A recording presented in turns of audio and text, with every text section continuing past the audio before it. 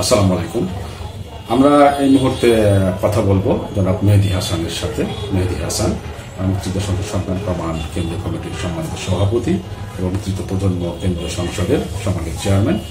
আমরা সংক্ষেপে একটা বিষয় জানতে চাইবো আপনার কাছে, সেটা হলো যে 1971 সালে মহান মুক্তিযুদ্ধ পরবর্তীতে 6 ডিসেম্বর বাংলাদেশকে প্রথম স্বীকৃতি দিয়েছিল ভারত।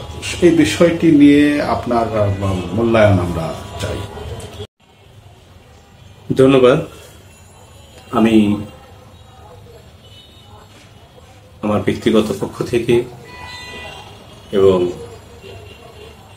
মুক্তিযোদ্ধা সংসদ সন্তান কমান্ডের পক্ষ থেকে প্রিয় দেশবাসীকে এবং আমার সহযোদ্ধা সহকর্মী মুক্তিযোদ্ধা সংসদ সন্তান কমান্ডের সর্বপর্যায়ের নেতৃবৃন্দ এবং মুক্তিযোদ্ধার পরিবার সহ মুক্তিযুদ্ধের চেতনায় বিশ্বাসী সকল বাঙালিকে বিজয় দিবসের শুভেচ্ছা জানাচ্ছি। এটি বিজয়ের মাস। আপনারা জানেন যে 1971 সালের দীর্ঘ 9 মাস সশস্ত্র সংগ্রামের মধ্য দিয়ে বাংলাদেশ নামক ভূখণ্ডটি আমরা স্বাধীন হই। এই প্রেক্ষাপটে যাদের অবদান আছে তাদেরকে আমরা ভুলতে পারি না।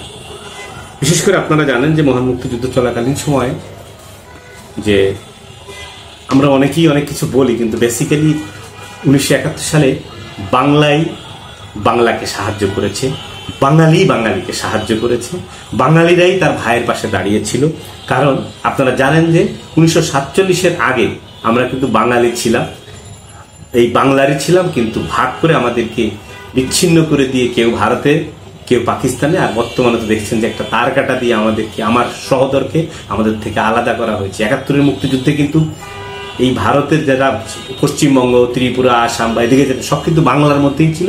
এই বাঙালিরাই আমাদেরকে সহযোগ করেছে। তবে 1971 সালে ভারতীয় জনগণ, ভারতীয় সরকার এবং তৎকালীন ভারতের যে প্রধানমন্ত্রী শ্রীমতী ইন্দিরা গান্ধী সরকার প্রধান, উনি যে অবদান রেখেছেন এটা আমরা কৃতজ্ঞতার চিত্তে স্মরণ করি এবং আমাদের প্রতি ধন্যবাদ জানাই। আমাদের এই মহান মুক্তিযুদ্ধে আপনার যে অবদান রেখেছে তার জন্য আমাদেরকে সাহায্য করেছে, সহযোগিতা করেছে, থাকতে দিয়েছে, প্রশিক্ষণের ব্যবস্থা করেছে, ক্যাম্প করে দিয়েছে, চিকিৎসার ব্যবস্থা করে দিয়েছে। সর্বোপরি প্রথম যে সরকার হয়েছে সেই সরকারের জন্য একটি কার্যালয় করে দিয়েছিল পৃথিবীতে, এবং আমাদের জন্য কূটনৈতিকভাবে সারা বিশ্বে বিভিন্নভাবে একটা প্রচারণা বা ওনার চালিয়ে গিয়েছে।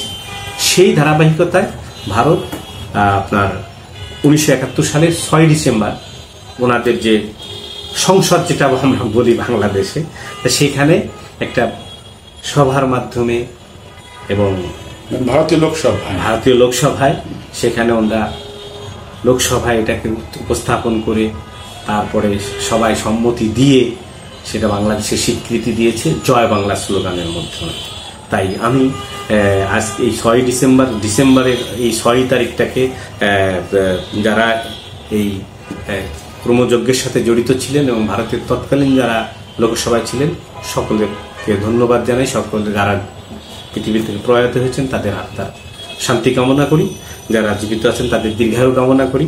পাশাপাশি মহান মুক্তিযুদ্ধে আমরা মুক্তিবাহিনীর সন্তানরা যারা বাংলাদেশের এই পার্টে আছে, ওই পাশে যারা ছিলেন তারা মিত্রবাহিনীর সন্তান। এখন মুক্তিবাহিনী এবং মিত্রবাহিনীর পরিবার, আপনারা জানেন যে বাংলাদেশে এই প্রথম আমাদের নেতৃত্বে মুক্তি এবং মিত্রবাহিনী পরিবার নামে একটা প্ল্যাটফর্ম হয়েছে। তাই মুক্তি এবং মিত্রবাহিনীর পরিবারের পক্ষ থেকে সকল মুক্তিবাহিনীর সদস্য এবং পরিবারের সদস্য, সকল মিত্রবাহিনী এবং পরিবারের সদস্য সকলকে আন্তরিকভাবে আমরা ধন্যবাদ, কৃতজ্ঞতা জানাই। এবং আগামী দিনে যে 16 ডিসেম্বর আসছে আপনারা জানেন, এই মহান বিজয় দিবসের শুভেচ্ছা সকলকে। ধন্যবাদ মেহেদী হাসান, আপনাকে আজকে মূল্যবান আলোচনায় অংশগ্রহণ করার জন্য। আমরা পরবর্তীতে আরো বিস্তর ব্যাপক বিষয় নিয়ে আলোচনা করব। ধন্যবাদ আপনাকে।